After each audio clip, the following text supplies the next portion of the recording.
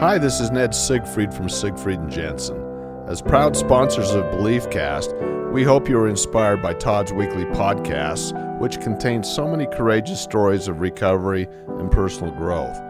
Remember, it's not what happened in the past that matters, it's what happens in the future.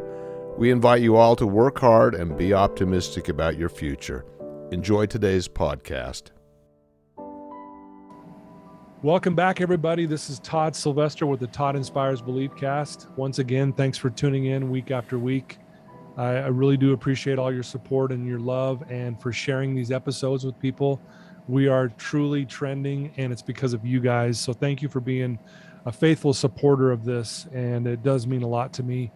I do need to give a shout out to our sponsors, Wasatch Recovery, I Hill Institute, Drew Peterson, Living Recovery Interventions, and I got a few silent sponsors that they don't want recognition, but I'm just going to tell you thanks. You know who you are. Thank you for supporting this and helping us get the word out. And again, thanks for tuning in. Today we're joined by an amazing person, Chris Mirabile. Chris, thank you for joining us. Of course. Thank you for having me here. Yeah, you guys are going to love his story, guys. Very successful person. He's passionate about thriving in life and living life to its fullest. And you guys are going to love his story. But let me give you a little background on Chris. He's an entrepreneur. He's a brain tumor survivor, which I want to know more about. He's also the youngest winner of the NYU Stern Business Plan competition. That in itself is pretty amazing.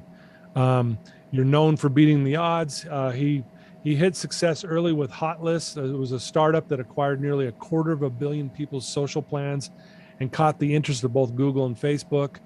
But then another business, underhanded dealings, bankrupted his company, and then he had a break-in in his apartment that left him penniless, which we're going to know more about here. So he hit rock bottom. But he's moved on. He's figured things out. He focuses on living well. With his childhood, bout with his brain tumor, it got him passionate about figuring out how to live better. He calls himself a self-proclaimed citizen scientist, where he's experimented with supplements, diet, and exercise to find the secret to living long, healthy life. If you saw Chris right now, which you'll see him eventually, he looks amazing. He looks like he's 22 years old. And he also founded NOVOS, which is a company that targets 9 mechanisms of aging to increase longevity, which we're going to also learn more about. But the list goes on and on and on. Chris has done a lot of things. And Chris, I just, again, can't thank you enough for being here. Thanks for joining us. Of course. Very happy to be here. Yeah. So why don't we start, Chris? Tell us where you grew up and maybe a little bit about your childhood. And then obviously you had a brain tumor when you were younger, and maybe get into that as well. Sure. So I grew up in Long Island, New York. Okay. I had an interest in science since an early age. When I was about 6 years old, I recall I wanted to become a geologist. I was just mesmerized by gemstones and rocks and minerals, and started to pursue that. And then when I was about 11 or so, 10 or 11, my interest shifted to physics of all things. I read a book called The Cartoon Guide to Physics, and I was just amazed by that. I was a little bit of an introvert, so I really did enjoy, just reading and learning about, at the time, the science and the interest that I had in that. Yeah. When I was 12 years old, I was in a bookstore and I got a little distracted, and I was by the magazine section, and I saw Men's Health magazine, and that was in one sense it marks a turning point in my life where I was really interested in health. Like I saw the people in great shape in the magazine, and as a 12-year-old boy, I had no muscles, but I wanted to earn them. I wanted to build them and be in better shape and better health. And so I started to follow it somewhat religiously. The diet plans that they would recommend, which at the time was the high protein, low fat, high carb type of diet, which has kind of fallen out of favor more recently.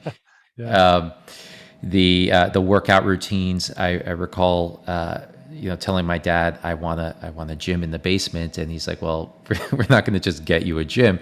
So we went to Home Depot and we purchased a steel pipe and a bicycle chain, and we screwed it into the rafters in the basement, and that became my pull-up bar. And every single day, I'd come home from school, I'd start doing pull-ups and get my workout in before then doing my homework.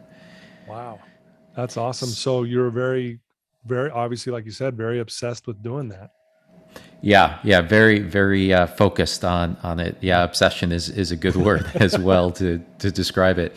But I was stopped suddenly in my tracks to your point about the brain tumor. So I was 16 years old. I was in New York City on an extracurricular trip. I went to the Federal Reserve Bank. I was interested in economics at that time, and I was listening to a speech, and then suddenly I started to feel lightheaded, and I thought that maybe it was because I didn't have breakfast that morning. My mom always fed me breakfast, and so I said, let me give it a minute. I didn't want to cause a scene with the speaker, so I said, let me give it a minute. I'll count to 10, and if I'm still not feeling good, I'll get up and get some help.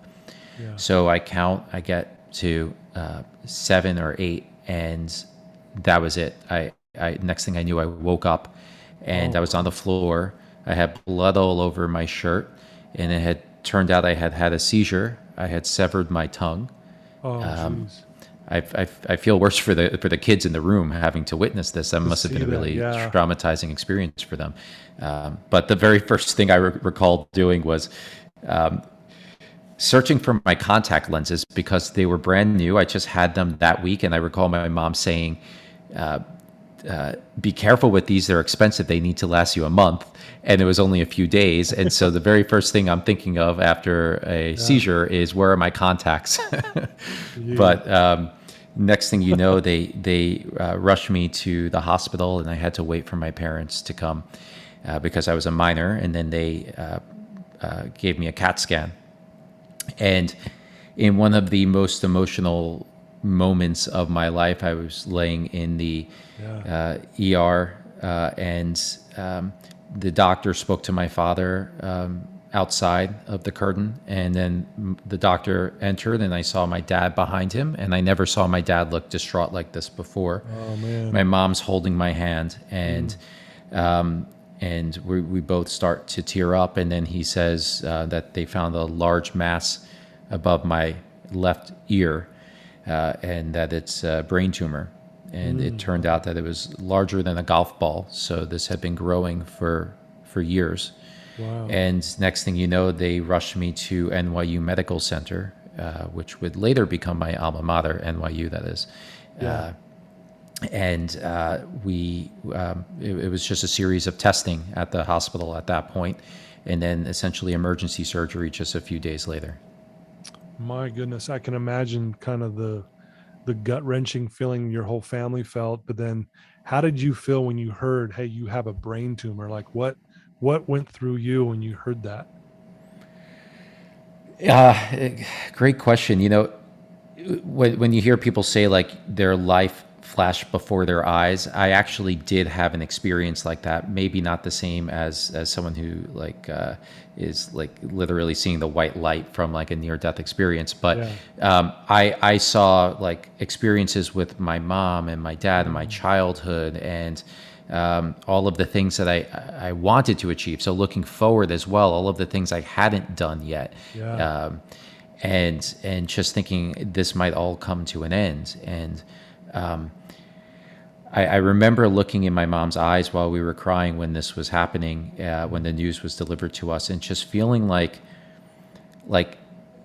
thousands of words were being communicated between the two of us, saying to each other. It just felt like there's this connection, unlike any connection I've ever felt since. It was just a one-time event in my life at this point. Those were the immediate thoughts. Now, after that, it may have been just part of a survival mechanism or reaction that my mind went into a different state. I didn't cry anymore. I became very optimistic, like everything's going to be okay. I was focused on calming my mother and my father and my family and friends, saying everything's all right, don't worry. I kind of went into a different place. And it was only when they were finally wheeling me into the operation, and my brother, my mom, and dad were there, and then the nurse is about to wheel me in, and the nurse had said, "Okay, we have to bring you in now. Say goodbye." And that the permanence of the word goodbye was, it struck me, not like so long or see you soon or anything like that. And that's when it hit me again. But before I knew it, they put me under, and I woke up. The next memory I have was waking up in the recovery room and being in, this is very detailed, but being in a lot of pain between my legs because there was a catheter, and I was starting to feel pain from that, and I didn't even know what a catheter was at the time. Sure, yeah. And so that was part of what woke me, and I turned my head to the left, and I saw my mom, my dad, my brother, my aunts, my uncles just cheering, jumping up and down, crying, hugging each other because I was alive. Like they didn't know if I would wake up. And it was, although I was kind of like in a fog, a haze from all of the drugs that they had put me on for the operation, I still remember that distinctly, that moment. Man, I can feel, you really paint a really good picture there, and I can really feel the emotion behind this. And I can't imagine how excited they were to see you come out of this. Did they, at that point, did you feel like, okay, I made it through the hardest part, I'm going to get through the rest of this, rehabilitation that you may have had to gone through? What was your outlook at that point after you got out of there?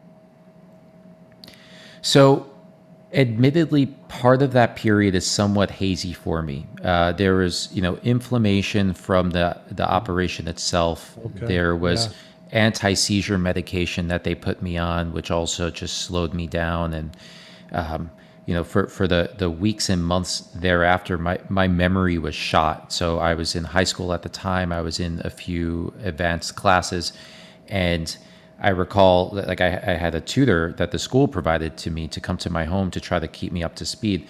And I recall I couldn't even repeat a sentence. So my history teacher would read a sentence to me and say, "Can you repeat what I'm about to read to you?" And they read it, and I couldn't repeat it. That's how bad my memory was. Wow. With that said, I would say that post-op was a lot more emotional for me, and I learned a lot more from that than pre-op. So pre-op, I went into that mode that I mentioned, but afterwards, I went from, for example, playing football on the high school football team, and admittedly a couple of times going out and partying with my my friends, and, experimenting with beer, to like writing poetry and journal entries by myself in the woods on a Friday night. It was a major transformation in terms of like self-exploration, asking myself existential questions. Really, this is another, emotional thing, but my mother passed away a couple of years ago from pancreatic cancer, and that was a really difficult experience. But I recall coming across the journal that I wrote in almost coincidentally. Like it was almost somewhat serendipitous that I came across it in the home I grew up in, where my mom was living, and I shared it with her, and she was crying because the things that I was writing about when I was going through the experience with the brain tumor, and the questions I was asking were questions she was asking herself now at about 70 years old, and facing cancer. So it was that made me realize that a lot of the things I was thinking back then were kind of almost giving me a peek into the future of what might be when I'm older, and if in a bad case a chronic illness does affect me again. And that also plays a lot into, as you mentioned before, the company I have now. The rationale for why I would create a company like this is because this is kind of laying the groundwork or planting the seeds for what I would then end up focusing on for my life to this point. Yeah. Wow. You bring up a really good point. I really do believe life happens for us, as hard as it can be. but like you probably wouldn't be doing what you're doing now had you not gone through all of that. Um, do you believe that? Yes, 100%. I say that actually, I believe that the experience with the brain tumor was the greatest experience I've ever had. Wow. And I would never want to go through it again, and I would never wish it on Right. someone. Right. But having gone through it, it transformed my perspective on life, on myself, on what I wanted to get out of it. And it one of the realizations I came to during the recovery was that I grew an appreciation for pain. I grew an appreciation for both psychological and physical pain, Yeah. in the sense that I was alive to be able to experience it. The Yeah. the alternative was I could have been gone and not even able to Yeah. have any experiences. And the fact that I am here to be able to experience it. Obviously, I don't want pain, I want pleasure. But the fact that I can experience it was, in my mind, a gift that I was blessed to still be here to be able to experience. Yeah. And yeah, what lessons you learned because of you went through that is, I mean, like you said, you wouldn't trade it for anything. And I find that very inspiring, and it gives me hope, and anyone listening to this who are going through maybe some struggles, that, as you push through these and make it through this, you will one day look back and go, man, I'm glad, as hard as it was, that I went through those things. And now you're doing all these amazing things now, which kind of I want to get into as well. But thank you for being vulnerable and sharing that part of your life with us. Sure, of course. Yeah, man, very well said. Well, you've been through a lot of ups and downs, not just, with your own health, mentally and physically, but also in business. You've Yes. had some ups and downs. We mentioned in your intro that, you had this business going that was going really well. And then, with another business, underhanding dealings kind of affected you in a way where you ended up, going bankrupt, and then you got robbed. Do you mind sharing that story with us and what happened there? Sure, sure. So a little bit of a backstory. I'll Yeah. keep it short, but I was also very interested in technology. And when I was 15 years old, I started programming for a company in New York City, and that company was a startup. It was during the tech boom of the late 90s. Oh, okay. And so I saw the boom, and I saw the collapse as well. But going through that experience, it solidified the thought in my mind that I wanted to become an entrepreneur.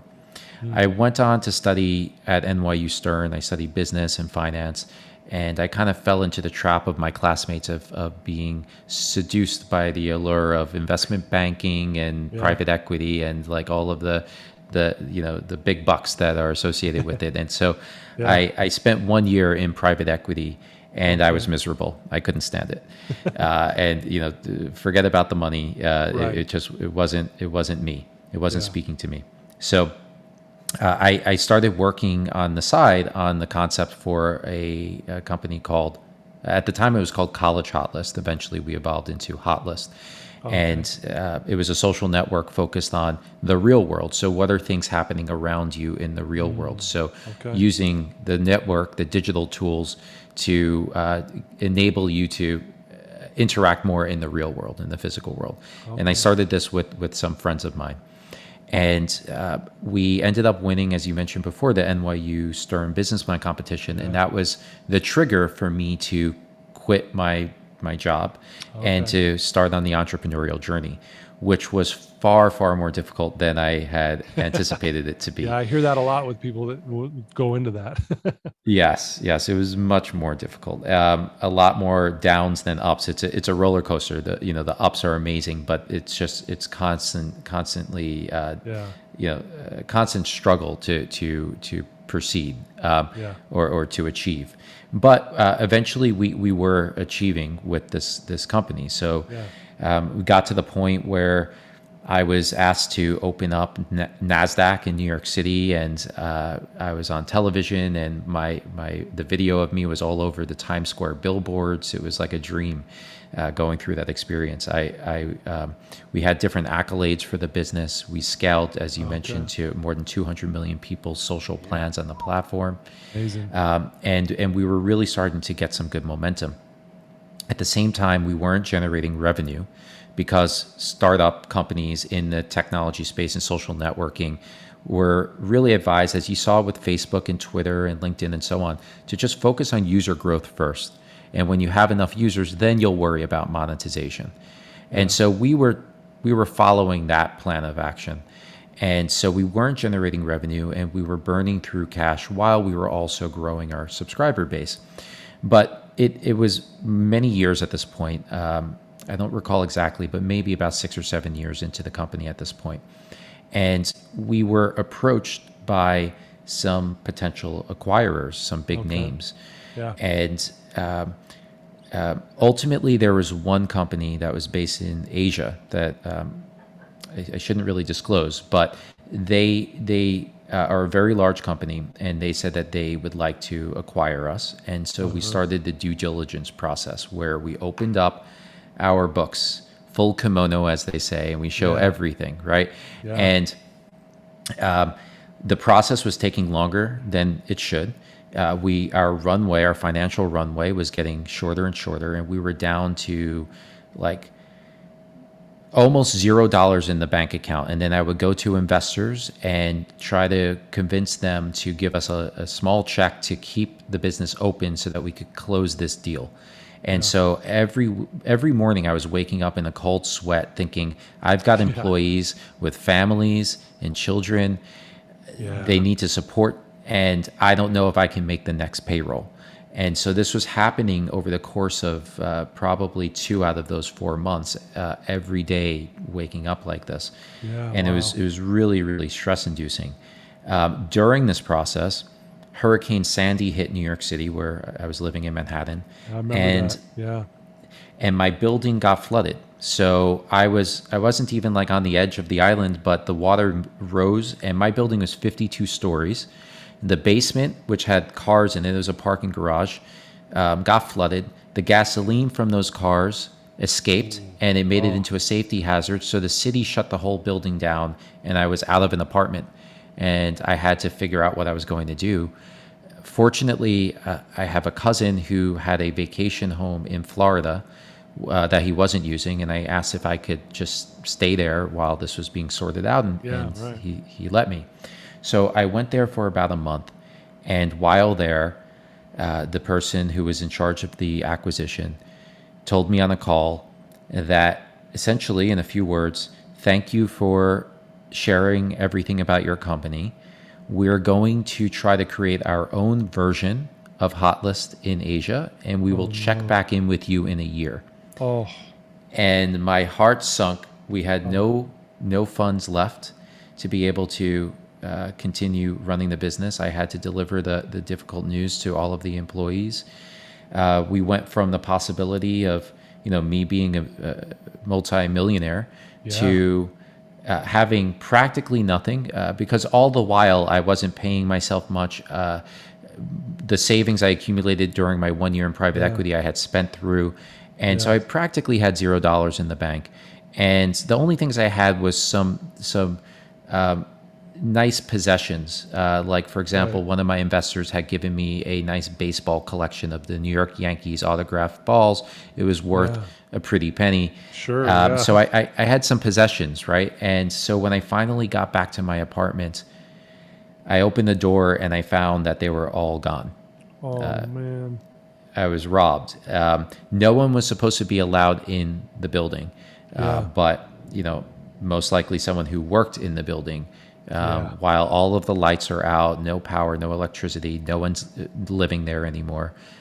They just broke into some of the apartments and they took my possessions. And so I went from being in the newspaper and on television for my company to all of a sudden being in the newspaper for the robbery of my apartment. And it was, that kind of speaks to the high and the low of that journey for me. Well, so now you're rock bottom. I mean, and this is, you know, you've been through a lot already in your life. You've already explained very well to us. You hit rock bottom. I mean, what were you thinking, and how did you kind of pull yourself out of that? Because it would be very deflating, obviously. It's like almost like giving up. Like, what do I do at this point? I've already given my all. So how did you pull yourself out of that? It was very deflating. You know, one of the things that happened to me was a lot of my self identity was invested in my company and into its success. Sure. Yeah. So for years, whenever I would see friends or family or even like old high school friends at an event or something, they'd say, "Oh, I saw you on this show," or "I saw Hotless is doing so well." They'd ask questions about it and so on. Yeah. And now it wasn't there. Some people didn't know, so they would ask the question, and I would have to say, "We shut down," which was especially painful. But in other cases, I just felt like what I had invested my entire being into, like this is something that day and night and sleeping and waking up from dreams is all about this company, right? Even my best friend was my co-founder. So when we would go out, we would still talk about the company. It was my life. And now it's completely gone. So it's almost like losing a loved one, if you will. For sure. It's like and a death so in the family. Yeah. Sort of. Yeah. And I was lost. I immediately hit the ground running, though, trying to start another company, and that was the wrong decision. I should have taken some time to really recollect myself and think through things. And that company was short-lived, and then that's when it really hit me, and I started to reflect on it, and I actually started reading the work of all people. It was just really random, an Indian spiritualist named Jiddu Krishnamurti, who it was just a series of happenstance that brought me to reading his book. It goes all the way back to my senior year in college when I was sitting in Washington Square Park in New York City, and this older man in his 80s suggested that I read the work. I purchased the book, never read it, and then other coincidental things happened. A friend of mine had a friend visiting from Russia and saw the book and then started talking about it and saying how important it was to her life. And I was like, you know what, let me just pick up this book and read it now. Yeah. And it was transformative for me in the sense that it's a very difficult read, in the sense of it's not hard to actually read the words on the page and comprehend them, but it causes you to question so much of your life. And the things you consider to be truths of life. And if I use the analogy of an onion, like it requires that you now start peeling back layers of that onion and get to a whole new state. And that's very difficult to do. But it's extremely transformative. And I started questioning so many different things in my life. I questioned why I want the things I want in life, why success is important to me, what am I really looking to achieve from this, what am I looking to derive from it. I would meditate. I'd start observing myself and the decisions I'm making, and much like a child, I would ask myself the question why repetitively. So I might do something and then I'd say, or I might react to someone. Someone might say something to me and I react in a certain way, and then I'd say, why am I reacting this way? And then that answer, I'd say, okay, but why? And then that answer, I'd say, okay, but why? All the way until I get to this point where I'm satisfied, feeling like, okay, now I'm really understanding myself and my operating system, so to speak, of why I make the decisions that I make and why I do the things I do. And that really brought me to a whole new place in terms of my values and what I'm looking for in my life. And in many ways has brought me again to the point that I am now with the business that I'm focusing on now. Wow. Thank you for sharing that. That's powerful. Obviously we talked about the ups and downs, and one of the things you do to kind of keep yourself grounded and focused is you focus on living well. What does that mean? And then let's talk about your business, NOVOS. Is that how you say that? Close. NOVOS. NOVOS. Sorry. Very NOVOS. close. Sorry about that. but let's talk about what that living well looks like for you, and then kind of why you're doing this business, and how you have done so much research on how to stay young and maybe stop the aging process and all these amazing things you're involved with now. Sure. So, going back to the theme from the beginning of me being interested in health when I picked up that issue of Men's Health magazine, and then proceeding through my life, when I was in my late 20s and early 30s, I had some health issues, not anything particularly severe, but like I wasn't really feeling great. I was feeling fatigued in the afternoon, even with a lot of sleep at night. I had GI issues. I wasn't at my peak state, and I started researching what might cause these issues, and I started self-experimentation, which I do to this day, just focused on different outcomes. Okay. But the outcomes back then were to try to figure out, for example, why am I feeling fatigued in the afternoon? Or lethargic more is a better word to describe it. So it's just very tired and needing to take a nap. Or why did I have this gastrointestinal upset? And I started experimenting with different diets and with different supplements. And I came to realize that, for example, uprooting my diet and eating a very clean, quote unquote, plant-based diet and a lot of healthy foods, avoiding processed foods, I started to feel better. My gastrointestinal symptoms abated, and I was getting to a better place. But I still wasn't there. I started to then add different supplements into my routine, especially for critical nutrients like vitamin D or vitamin A, different minerals like magnesium and potassium and so on. And I started to elevate myself to another level. And then ultimately I figured out the reason I was feeling so tired in the afternoons was because there were certain foods that I was sensitive to, specifically nuts. More than anything else, I was eating lots of almonds and cashews. They're very healthy and I enjoyed them. But for me personally, this isn't for most people, but I personally have a reaction to it where after 2 to 3 hours, I have to take a nap. It's probably an immune reaction that my immune system is activated. And as you know, when you're sick, you get tired. So my immune system is just suddenly activated for something in the nut, maybe a protein in it. And that makes me tired and sleepy. And when I eliminated those nuts in the combination with a healthier diet and with the supplements, I felt like a completely different person. Wow. It just brought me to another level in terms of my energy, my lucidness. So just being like fully present and aware and noticing things more, colors and sounds, and just being aware of my environment, being more present in my mind. All of these things started to come. So back to your question, like living well, I think one of the most core fundamental things is making sure that you're taking care of the things you're putting into your body. Coming from somewhat of a technology background, I like to think of this in terms of data. Like the molecules you put into your body are literally pieces of data that your body is then reacting to, and is then going to either cause inflammation in an inflammatory environment that's going to make you feel worse and it will accelerate aging, for example, or it's going to lead you to feel better. It can impact your neurotransmitters and your mood, like serotonin and dopamine and GABA and so on. So all of these things are really largely dependent on what you're putting into your body. And so people who are down or depressed or are just not feeling the energy they used to, I suggest as one of the most fundamental things to do is to watch your diet, your nutrients, making sure you're getting an adequate amount of all of that.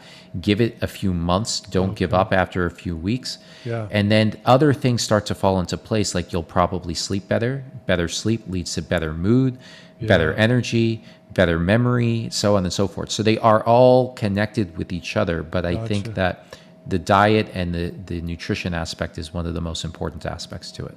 Yeah, sleep is a big one for me. Like I know if I get the right amount of sleep, man, I I thrive that day. I can remember things better. I have more energy. If my sleep gets interrupted somehow, it's like, man, it really does affect your mood throughout that day.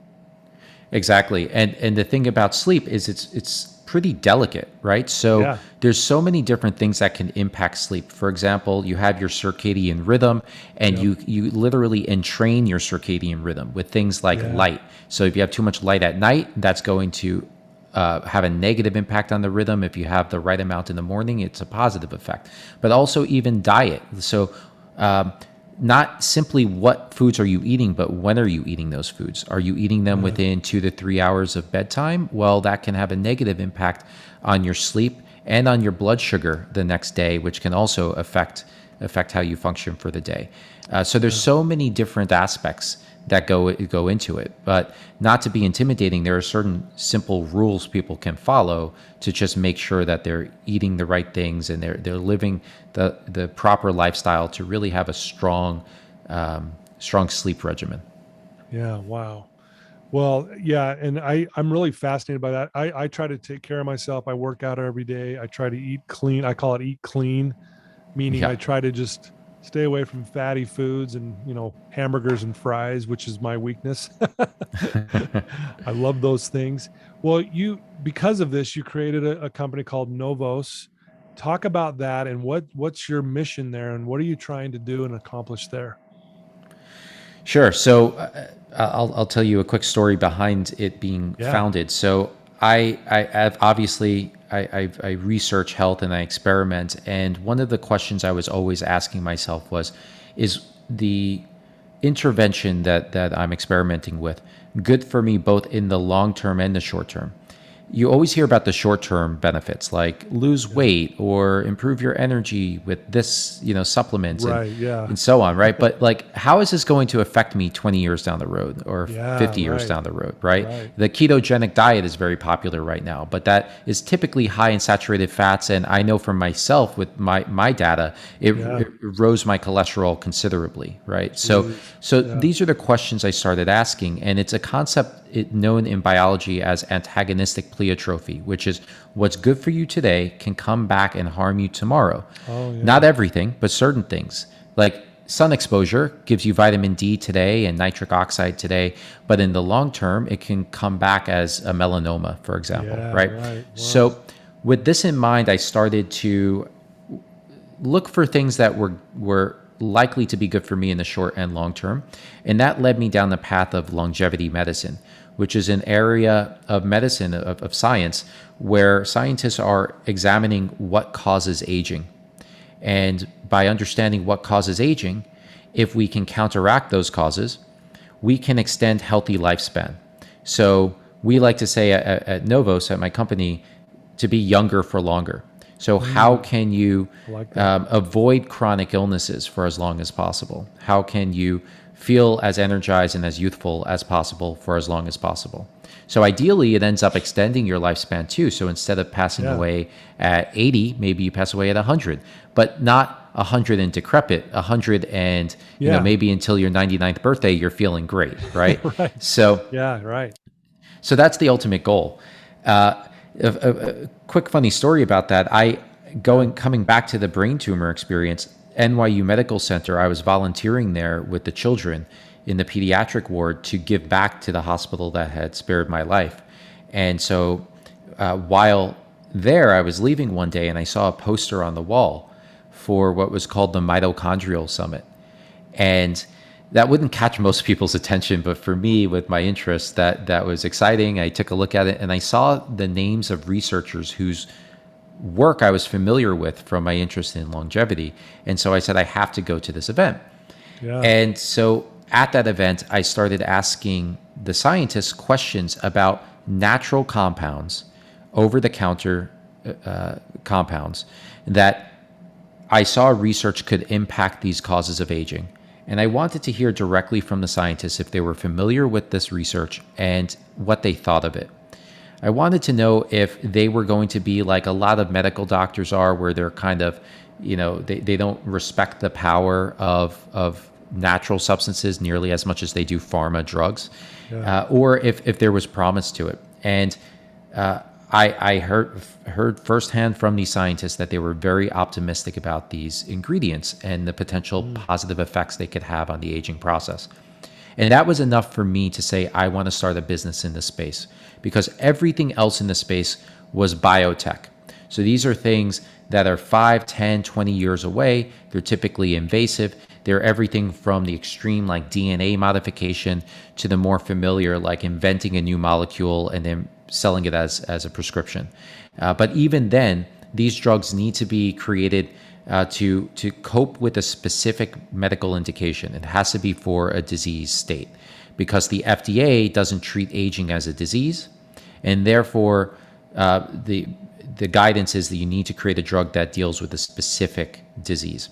And so that kind of limits these companies in terms of the scope of what they can focus on. They also need to do just like one drug with one target, rather than, if you're using natural ingredients, you can combine multiple drugs for multiple targets. Or I shouldn't say drugs, although technically they are natural substances for multiple targets. So what I created is a company called NOVOS. You can find it at novoslabs.com. Okay. That is the very first company to address all of the mechanisms of aging simultaneously. So you mentioned it at the beginning, in the intro, what's known as the 9 mechanisms of aging. Yeah. This was uncovered in a seminal paper published in a prestigious journal called Cell, maybe 6 or 7 years ago, where they did a meta-analysis of hundreds of other studies, and they were looking for commonalities across these studies that were looking into aging. And they were able to then create categories of the biological reasons why we get older. Since then, there's another one that we've added based on scientific advice, is a 10th one. But I can briefly just mention what those are. So please, please.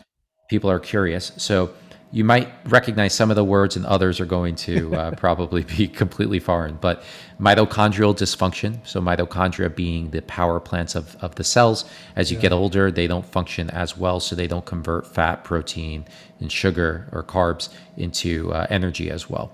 Cellular senescence. So this is when cells turn into a zombie-like state. Oftentimes, this is because it's your immune system arresting a cancerous cell and preventing it from proliferating. The cellular senescence can actually cause other cells to also become senescent. So they release inflammatory molecules, and much like a zombie, they create additional zombies. And so ideally, you prevent them from proliferating, or you destroy them in the first place. Loss of proteostasis. So this is proteins that start to accumulate inside and outside of our cells, and they interfere with the proper function. It's kind of like having, let's say, a bunch of garbage bags outside of your home, and now you can't get into the entrance anymore. Our immune system should be cleaning up those garbage bags, but when the sanitation service isn't there anymore, the cells can't function properly. There's altered intercellular communication. So this is the communication between cells. So our body is like this advanced computer network, and all cells are communicating with each other. And because of things like inflammation, the senescent cells I mentioned earlier, dysfunctional stem cells, and so on, the cells can't communicate, and so they're not working. Organs aren't working like an organ anymore, and as an entire organism, we're not functioning as well.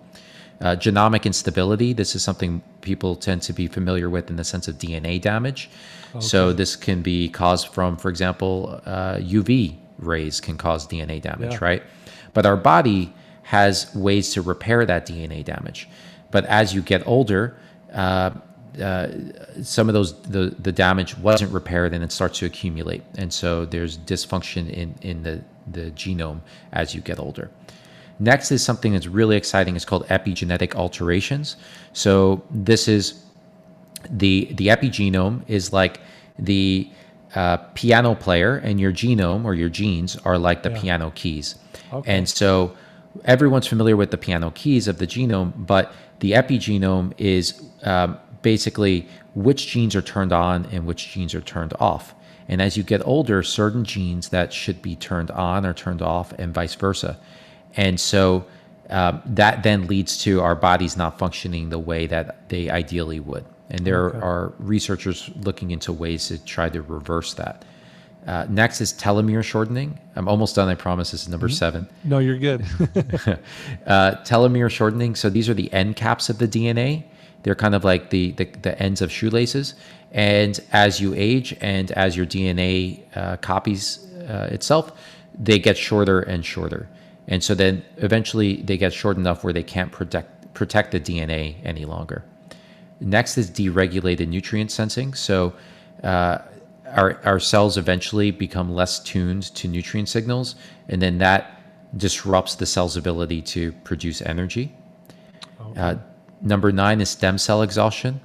So as you age, your stem cells, which are the cells that produce new cells for you, they either die off or they become dysfunctional. And so then our tissue is less replenished and less well maintained. And then finally, the 10th one, which was more recently added, is cross-linking. So cross-linking these are sugar-derived bonds. It's part of the reason why diabetics with high blood sugar levels, their cells and by extension organs start to not work as well, and it can lead to things like blindness or amputations and so on. Oh, wow. It's because the sugar attaches itself to protein, and then it prevents the protein from being able to function or do its job, and then by extension the tissue and the organs aren't able to do their job as well. And it's one of the reasons why our skin wrinkles, or why our blood vessels and arteries and veins can get more stiff. It's because of these cross-links. Yeah, wow. Thanks for explaining that. It's fascinating. Seriously, just fascinating. So, I mean, I think a lot of people hearing this, like I perked up when you said, that's kind of where wrinkles come from. And can your, and I know you've created some products around this. You've got NOVOS Core and NOVOS Boost. And are these products that can actually like even start maybe fading some of these wrinkles that maybe people have? Because I know a lot of people worry about that. I mean, I know there's all the great health benefits, but unfortunately people are like, well, how do I get rid of these wrinkles? Right. Of course. Right. Yeah. My aunt is always saying that to me. Yeah. She wanted my prototype before we were even ready to sell it. Yeah, I bet. Yeah. I bet. But does that, I mean, obviously it probably definitely helps in that, I would imagine. Yeah. So when we formulated the product, we wanted to first and foremost address the mechanisms, the causes of aging. And this is a long-term supplement in the sense of the longer you take it, the better it will be for you. Just like exercise or eating healthy, the longer you do it for, the better for you it is. But with that said, we also, to your point, we're aware of people's need for short-term benefits, to see things happening for them to continue using the product. So we included some ingredients that not only had long-term longevity benefits, but also happen to have short-term benefits as well. Okay. So one of them is skin health. So we've got ingredients like hyaluronic acid. This is the oral form. So if it wasn't clear before, this NOVOS Core is an oral supplement. So it's a powdered drink mix, no calories, but tastes like orange. And you pour it into your water, you drink it. The reason we did it this way is because it would otherwise take 15 pills. So this is much easier for people to ingest. Yeah, I want to avoid that.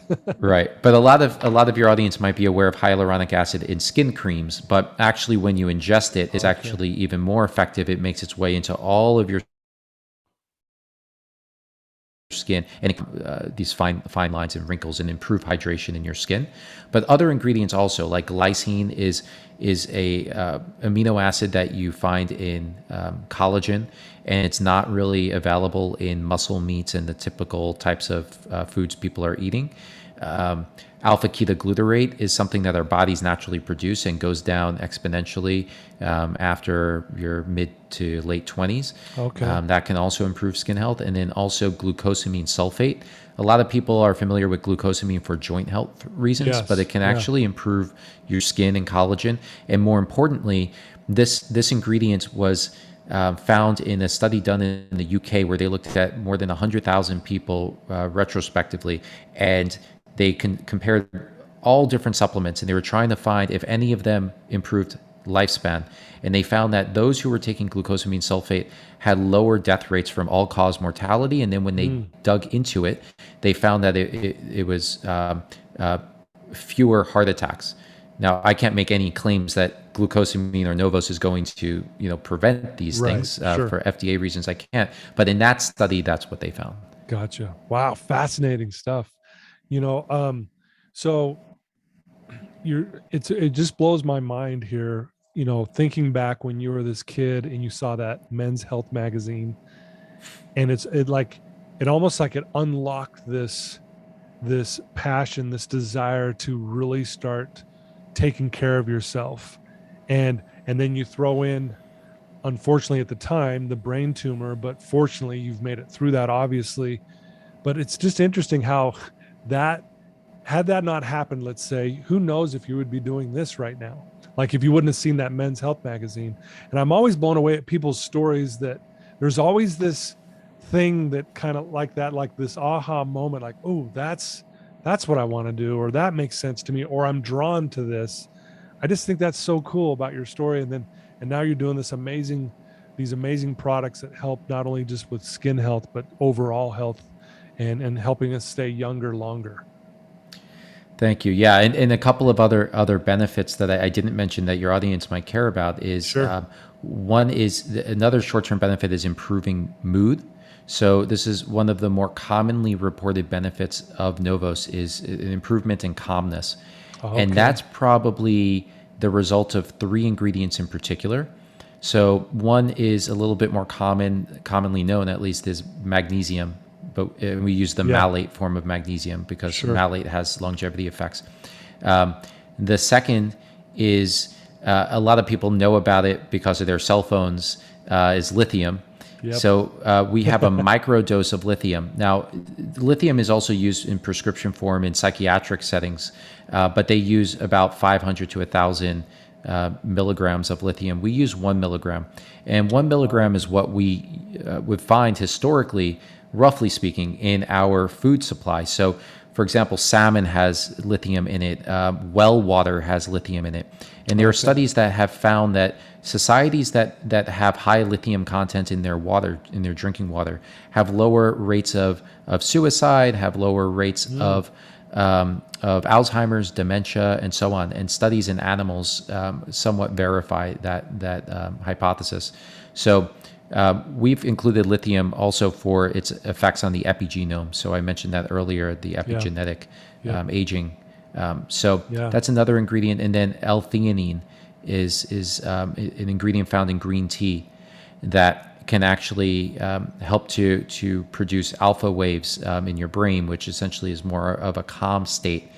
And and that can also help with calmness. All of this then also translates into improved sleep potentially, which is commonly reported with NOVOS, which then can lead into better energy during the day, kind of like we were talking about before in terms of the importance of nutrition and good sleep. Yeah. Wow. Beautiful, man. It's amazing, man. I love what you're doing, and I love that you can tell that you're very passionate about it, other than some of the other jobs you had in the past. Yes.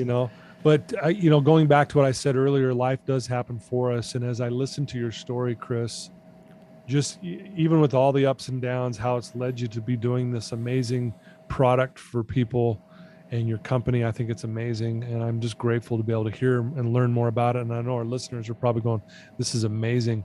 If someone wants to reach out to you, Chris, and know more about you, and then obviously maybe look into your products and stuff, where's the best place to do that, and how would they do that?